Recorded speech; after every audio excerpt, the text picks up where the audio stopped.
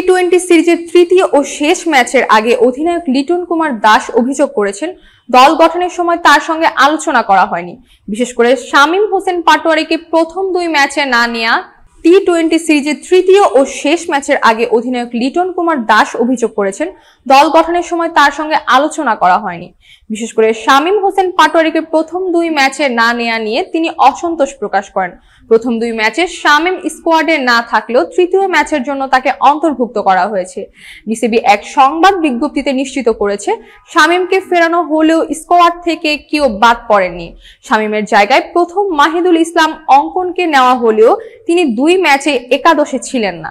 সিরিজের প্রথম ম্যাচে বাংলাদেশ 39 রানে হারে, কিন্তু দ্বিতীয় ম্যাচে 4 উইকেটের জয়ে সমতা ফেরায়। তৃতীয় ম্যাচ আগামীকাল চট্টগ্রামের বীরশ্রেষ্ঠ ফ্লাইট লেফটেন্যান্ট মতিউর রহমান স্টেডিয়ামে অনুষ্ঠিত হবে।